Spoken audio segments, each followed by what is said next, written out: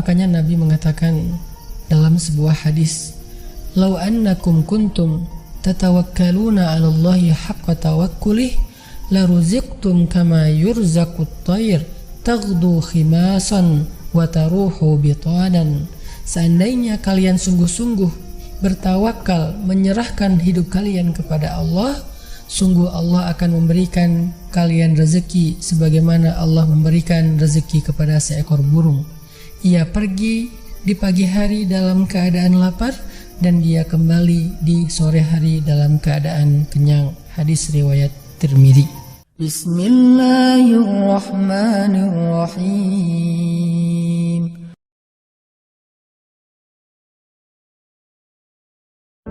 Bismillahirrahmanirrahim. Assalamualaikum warahmatullahi wabarakatuh. Sampurasun sadayana teman-teman. Bagaimana kabar teman-teman semuanya? Semoga dalam keadaan selalu sehat walafiat ya teman-teman, dan selalu ada dalam lindungan Allah Subhanahu wa taala. Baik teman-teman semuanya, alhamdulillah bersyukur kita banyak kepada Allah. Pada kesempatan kali ini saya Kang Deha kembali bisa menyapa teman-teman semuanya dan bisa bersilaturahim dengan teman-teman semuanya melalui channel Deni Hijrah ini. Dan alhamdulillah pada kesempatan kali ini channel Deni Hijrah kembali akan menyajikan sebuah video kajian yang akan disampaikan oleh Ustaz Hanan Taki terkait dengan belajar yakin. Nah, sebelum itu teman-teman semuanya, saya akan coba bahas dulu ya, apa sih itu yakin. Yakin itu sebenarnya serapan dari bahasa Arab ya teman-teman. Asal katanya dari kata yakin ya. Kalau dalam bahasa Inggris ya, itu artinya yakin itu artinya percaya. Nah, percaya ya. Tapi percaya di sini adalah percaya yang benar-benar percaya, dan di situ tidak ada sebuah keraguan ya teman-teman. Jadi yakin itu kalau misalkan ada keraguan 1%, misalkan 99% saya percaya. Nah, tapi 1%-nya misalkan saya bisa ragu, nah itu berarti belum yakin. Yakin itu adalah ketika seseorang menghilangkan sebuah keraguan gitu kan, dan benar-benar percaya pada hal-hal yang gaib tentunya teman-teman ya. Contoh misalkan kalau di Quran itu ada dzalikal kitabul la raiba fi hudal lil muttaqin alladzina yu'minuna bil ghaib ya. Jadi itu orang-orang yang percaya, yang beriman ya, bil ghaib, kepada satu hal yang gaib ya teman-teman. Nah, seseorang yang yakinnya dengan sepenuh hati, maka kesininya akan lahir sebuah yang disebut dengan tawakal. Nah, tawakal itu adalah level keyakinan yang dengan sepenuh hati maka lahir tawakal. Nah, pada kesempatan kali ini Ustaz Hanan Taki akan menjelaskan terkait dengan yakin. Ya tentu yakin kepada siapa? Yakinnya kepada Allah ya. Ya teman-teman. Karena ketika kita sudah yakin, maka 100% gitu kan yakin pada Allah, maka pasti kita akan mempercayakan ya setiap urusan kita, mempercayakan masa depan kita, jodoh kita, rezeki kita, semuanya itu kepada Allah Subhanahu wa taala dengan keyakinan yang penuh, maka nanti akan lahir sebuah tawakal. Nah, nanti bakal dikisahkan beberapa kisah oleh Ustaz Hanan Taki berkaitan dengan tawakal ini ya, atau berkaitan dengan keyakinan ini, dan mudah-mudahan nanti kita bisa mengambil hikmah, bahkan pelajaran, bahkan ilmu ini bisa kita amalkan dalam setiap aktivitas kita ya, dalam menjalankan semua perintah dan larangan dari Allah Subhanahu wa taala. Untuk itu mari kita simak ya penjelasan dari Ustaz Hanan Taki terkait dengan belajar yakin sama Allah, atau disebutnya as-siqah billah. Selamat menyaksikan, barakallahu fikum. Pada kesempatan ini saya pengen sharing sama teman-teman sekalian tentang masalah tawakal.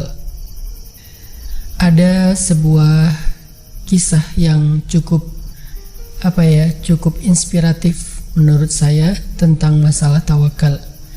Ini terjadi di dalam kehidupan seorang solehin.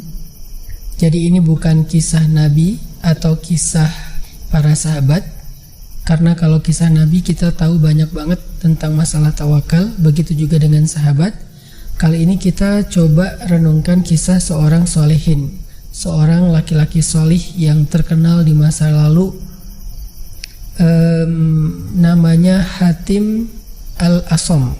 Hatim al-Asam adalah seorang laki-laki yang tunarungu atau tidak bisa mendengar, sehingga dengan keterbatasannya itu dia menjadi orang yang miskin, tidak punya pekerjaan tetap.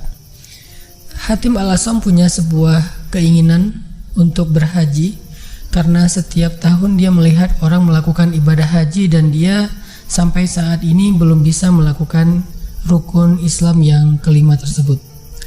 Setiap kali orang-orang pulang berhaji, dia selalu bertanya gimana keadaan di Mekah, gimana keadaan di Madinah, gimana dengan tawaf dan seterusnya, seolah-olah dia ingin sekali melakukan ibadah haji seperti mereka, tetapi dia tidak mampu. Namun dia tidak berputus asa terhadap rahmat Allah, sehingga dia terus meminta kepada Allah dan berdoa agar Allah berikan kemampuan untuk berhaji.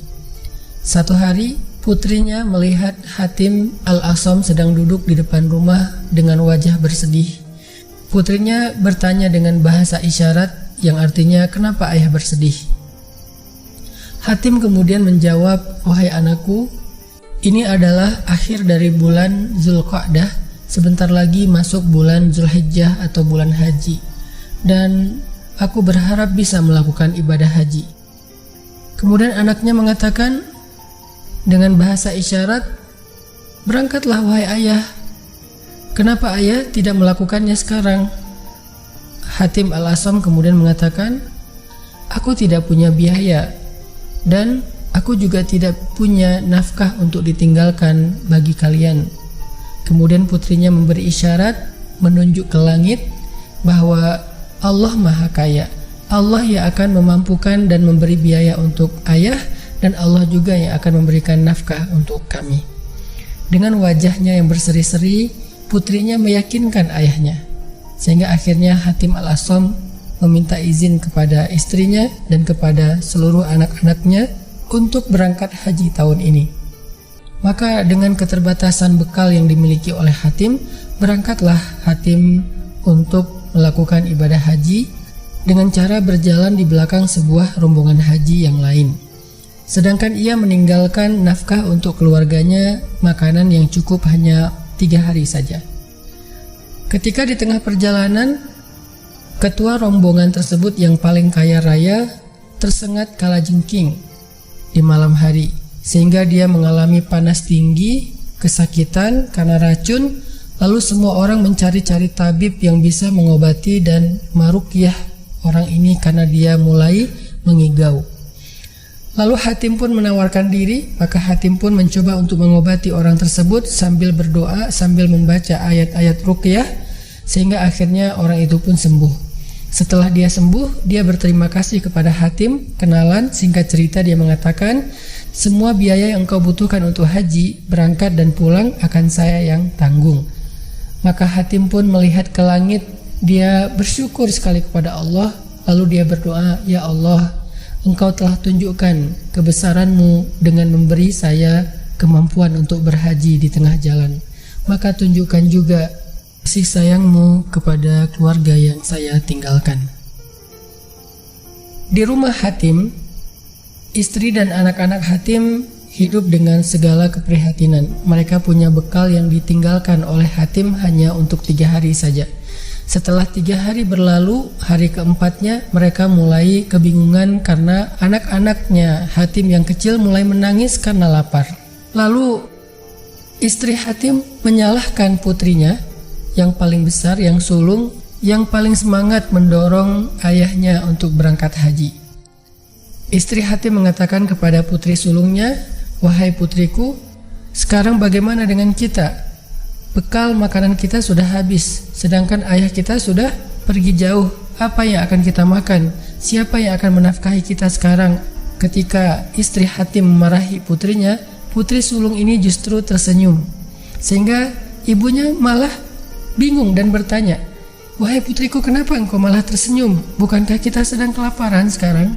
Maka putrinya dengan tenang bertanya kepada ibundanya, "Ya ummah, wahai ibu, ayah itu ar-razzaq au akilur rizq, pemberi rezeki atau pemakan rezeki." Ibunya dengan spontan menjawab, "Ayah itu pemakan rezeki, sedangkan pemberi rezeki adalah Allah." Maka putrinya dengan tenang mengatakan, "Wahai ibu, ya ummah, pemakan rezeki itu telah pergi, sedangkan pemberi rezeki bersama dengan kita dan tidak akan meninggalkan kita." Tiba-tiba terdengarlah seseorang mengetuk pintu rumah mereka. Lalu dari dalam istri Hatim bertanya, "Siapa?" Lalu orang itu mengatakan, "Saya utusan raja yang ingin meminta minuman kepada kalian." Akhirnya istri Hatim memberikan air kepada utusan tersebut. Lalu ketika utusan itu memberi air kepada raja, raja meminumnya. Ternyata rasa air itu sangatlah nikmat bagi raja. Sampai raja bertanya, "Ini kamu dapatkan air dari mana? Saya belum pernah meminum air senikmat ini." Lalu utusan tersebut mengatakan, "Dari rumah Hatim, dari sumurnya Hatim." Hatim siapa? Hatim al-Asam, Hatim Situli. Maka kemudian raja mulai mengingat, karena nama Hatim termasuk nama yang cukup terkenal di antara nama orang-orang soleh. Akhirnya raja ini melepaskan sabuk pinggangnya yang di dalamnya ada emas dan permata dan memberikan kepada utusan, mengatakan, "Berikan ini sebagai hadiah dan ucapan terima kasih kepada Hatim al-Asam." Lalu raja ini mengatakan lagi kepada pejabat-pejabatnya, "Siapa di antara kalian yang mencintai saya, maka lakukanlah seperti yang saya lakukan." Akhirnya pejabat-pejabat raja ini juga ikut membuka sabuk mereka dan memberikan hadiah kepada keluarga Hatim. Tapi tiba-tiba di antara rombongan raja ada seorang laki-laki yang kaya, pedagang yang sukses. Dia mengatakan, "Biar saya beli semua sabuk pinggang itu, lalu setelah dibeli dengan emas, maka sabuk itu diberikan kembali kepada raja karena dia ingin menghargai rajanya, dan emas itu diberikan kepada keluarga Hatim al-Asam." Tahukah kita seberapa banyak emas yang diberikan itu? Hampir memenuhi seluruh ruangan di dalam rumah Hatim al-Asam.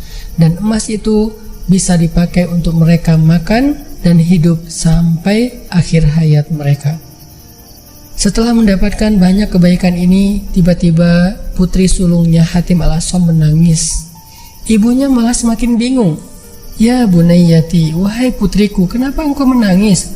Putri sulung ini mengatakan, "Ya ummah, manusia biasa, hamba biasa, begitu baik hati dan merasa kasihan kepada kita, lalu memberikan kita semua harta ini. Aku hanya membayangkan bagaimana Allah nanti di hari kiamat ketika melihat kita. Sedangkan Allah adalah rajanya para raja yang lebih rahman dan lebih rahim daripada semua raja." Oke teman-teman, potong sedikit ya. Masya Allah ya teman-teman. Kalau kita tadi mendengar kisahnya ini tentang seorang ya solih ini ya, Hatim al-Asam ini, ya beliau merupakan salah seorang yang tunarungu, kemudian dia miskin ya, kalau saya review sedikit ya. Kemudian dia adalah seorang yang miskin dan dia juga berpenghasilan sangat terbatas sekali, tapi beliau punya cita-cita ingin naik haji ya teman-teman. Dan salah satu kelebihan beliau adalah beliau tidak pernah putus asa atas kekurangan baik harta maupun kekurangan fisiknya ya teman-teman. Dan di situ ternyata beliau juga memiliki seorang anak yang sangat soleh ya, bahwa ketika beliau mengatakan ingin berhaji di tahun itu ya, kemudian anaknya bilang, "Berangkatlah ayah," dan beliau mengatakan tidak punya tidak punya biaya gitu ya, baik untuk berangkat maupun untuk meninggalkan keluarganya gitu ya. Maka anak ini sungguh luar biasa ya. Jadi dari anak yang soleh ini justru jadi dari anak soleh ini justru beliau jadi naik haji ya teman-teman. Jadi anak ini menyarankan tadi, kalau misalkan kita dengar penjelasan dari Ustaz Ahmad ya, ceritanya itu bahwa serahkanlah semuanya kepada Allah, karena Allah lah yang memiliki segalanya gitu ya. Bahkan keluarganya pun sama, ketika ditinggalkan ya itu, bahkan sampai ketika ibunya mengatakan ingin menyalahkan anak ini, justru anak ini malah tersenyum ya, menyadarkan ibunya bahwa Allah itu adalah pemberi rezeki dan Al-Asam adalah yang menerima rezeki ya. Penerima rezeki itu sudah tidak ada, sekarang sudah pergi, tapi Allah akan senantiasa ada gitu ya teman-teman. Jadi sangat luar biasa, dan ternyata betul ya, atas keyakinan yang sangat kuat ya, yakin percaya kepada Allah sangat kuat 100% gitu ya, tidak ada keraguan sedikit pun, maka luar biasa ya, itu semua akan mendatangkan keajaiban-keajaiban ya. Dari situ ternyata betul, wa may yatawakkal 'alallah fahuwa hasbuh ya. Jadi barang siapa yang bertawakal kepada Allah fahuwa hasbuh, maka akan dicukupkan oleh Allah ya. Bahkan itu lebih dari cukup ya kalau kita bisa lihat tadi ya teman-teman. Oke, kita lanjut saja ya teman-teman, mendengarkan kajiannya sedikit lagi. Teman-teman sekalian yang baik hati, inilah contoh di antara kebaikan-kebaikan yang muncul dengan tawakal kepada Allah Subhanahu wa taala, dengan tawakal yang benar. Makanya Nabi mengatakan dalam sebuah hadis, "Lau annakum kuntum tatawakkaluna 'ala Allahi haqqa tawakkulih la ruziqtum kama yurzaqut tayr taghdu khimasan wa taruhu bitanan." Seandainya kalian sungguh-sungguh bertawakal, menyerahkan hidup kalian kepada Allah, sungguh Allah akan memberikan kalian rezeki sebagaimana Allah memberikan rezeki kepada seekor burung. Ia pergi di pagi hari dalam keadaan lapar, dan dia kembali di sore hari dalam keadaan kenyang. Hadis riwayat Tirmidzi. Allah juga berfirman di dalam sebuah ayat tentang tawakal. Kata para ulama tafsir, ayat ini adalah ayat inti dari tawakal yang ada di dalam Al-Quran.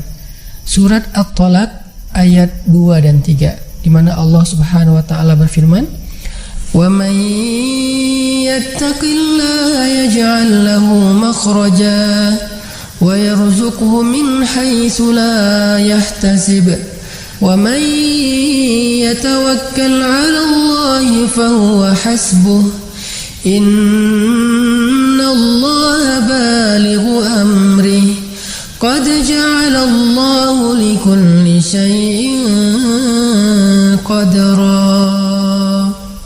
Barang siapa yang bertakwa kepada Allah, maka Allah akan memberikan baginya jalan keluar, dan Dia akan memberikan untuknya rezeki dari jalan yang tidak disangka-sangka. Dan barang siapa yang bertawakal atau menyerahkan hidupnya kepada Allah, niscaya Allah akan mencukupkan segala keperluannya. Sesungguhnya Allah melaksanakan urusannya dengan baik. Sesungguhnya Allah telah menjadikan segala sesuatu itu ada ukurannya. Shadaqallahul azim. Inilah ayat tentang tawakal, di mana Allah berjanji siapa yang menyerahkan urusannya atau tawakal kepada Allah, fahuwa hasbuh, Allah akan mencukupkan segala urusannya.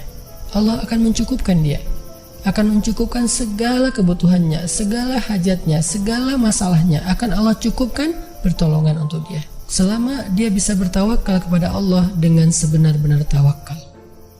Allah gak akan kecewakan dia, selalu ada berita baik. Pertanyaannya adalah, apa itu tawakal yang sebenar-benarnya? Haqqut tawakkuli.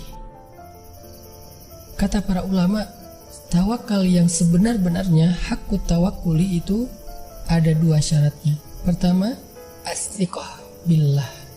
As-thiqah artinya kita percaya bahwa Allah Subhanahu wa taala gak bakal ninggalin kita.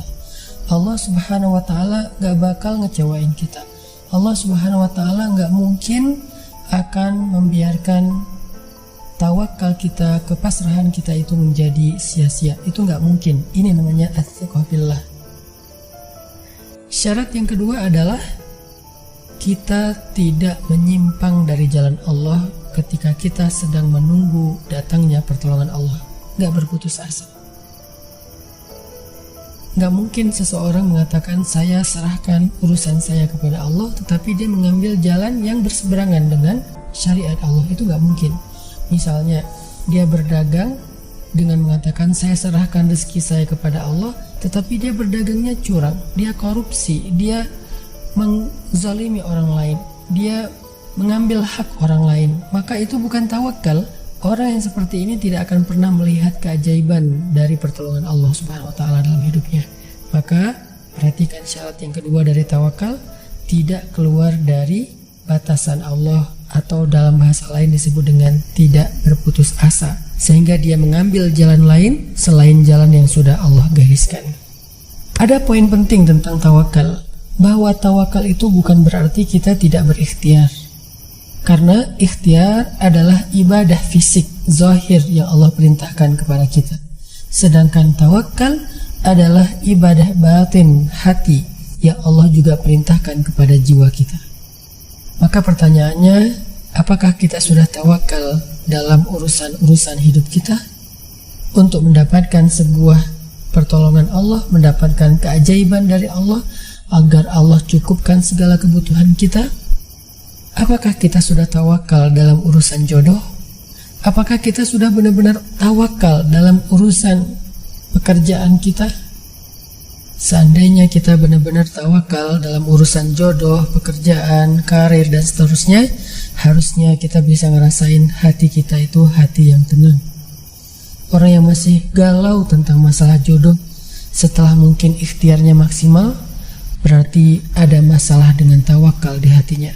Maka yuk teman-teman yang baik hati, kita belajar tawakal, menyerahkan urusan hidup kita kepada Allah, sehingga nanti kita akan melihat keajaiban terjadi dalam kehidupan kita dengan seizin Allah Subhanahu wa taala. Ya, alhamdulillah ya teman-teman semuanya. Tadi Ustaz Hanataki sudah menjelaskan bahwa ternyata tawakal itu adalah sesuatu hal yang betul-betul menjadi patokan seseorang ya, ketika dia percaya dan yakin kepada Allah. Nah, tawakal ini karena tawakalnya adalah ibadah batin, bukan ibadah fisik, maka berbicara tentang tawakal itu adalah berbicara tentang bagaimana keyakinan atau keimanan kita di dalam hati kita itu sekuat apa gitu ya. Makanya ciri orang yang bertawakal kepada Allah, yang yakin kepada Allah, dia pasti tidak akan pernah putus asa. Gitu ya teman-teman. Bahkan Nabi mengatakan, barang siapa yang bertawakalnya betul-betul sungguh-sungguh tawakal kepada Allah, maka pasti Allah itu akan memberikan banyak kemudahan buat dia. Ya, atau akan membantu dalam setiap urusan-urusannya. Sebagaimana tadi diilustrasikan di hadis kursinya itu adalah seperti burung yang pergi dari sarangnya pagi hari, kemudian balik lagi ke sarangnya pada sorenya dalam keadaan perut kenyang.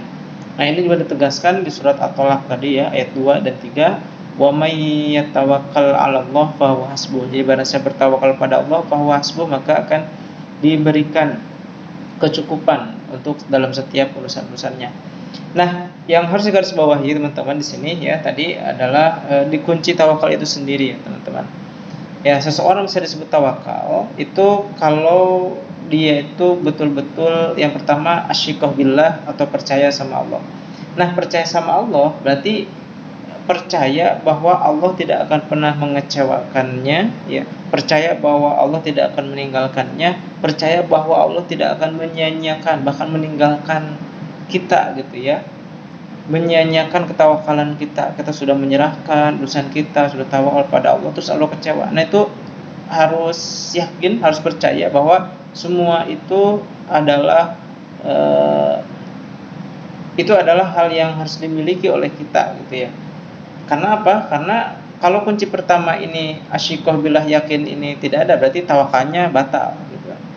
Yang kedua, setelah kita yakin percaya bahwa Allah tidak akan mengecewakan kita, bahwa Allah tidak akan meninggalkan kita, menyia-nyiakan kita, maka syarat yang kedua adalah kita tidak boleh menyimpang dari jalan Allah ketika kita melakukan tawakal itu sendiri gitu. Artinya gak mungkin seseorang, misalkan kita yang melakukan menyerahkan semuanya kepada Allah, tapi dalam aktivitasnya misalkan melakukan hal-hal dilarang oleh Allah, melanggar syariat, bermaksiat kepada Allah gitu ya. Nah, atau lebih parahnya lagi, misalkan kita yakin kepada Allah tapi pada kenyataannya putus asa misalkan ya. Ya. Nah, itu dua syarat itu berarti harus diperhatikan oleh kita ya teman-teman. Baik, itu saja yang bisa disimpulkan nanti pada kesempatan kali ini. Teman-teman, mudah-mudahan kajian ini bisa bermanfaat buat kita semuanya ya, bisa menjadi bekal ilmu yang akan menjadi patokan ketika kita sedang menghadapi suatu kesulitan, atau misalkan menjadi patokan ketika kita ingin ingin sesuatu ya, maka bertawakal kepada Allah. Nah, tentu nanti ada pembahasan lain ya, tawakal, ada juga takwa misalkannya. Karena tawakal ini adalah ibadah batin dan tentu juga harus dibarengi dengan ibadah fisiknya. Ya, salah satunya adalah tadi tidak boleh menyimpang gitu ya. Dalam urusan ibadah fisiknya tidak boleh menyimpang dari ketentuan atau syariat Allah Subhanahu wa taala. Barakallahu fikum. Terima kasih teman-teman semuanya sudah mendengarkan. Silakan di-share ke teman-teman yang lainnya agar manfaatnya bisa jauh lebih luas dan mudah-mudahan menjadi amal jariah buat kita semuanya. Barakallahu fikum. Assalamualaikum warahmatullahi wabarakatuh.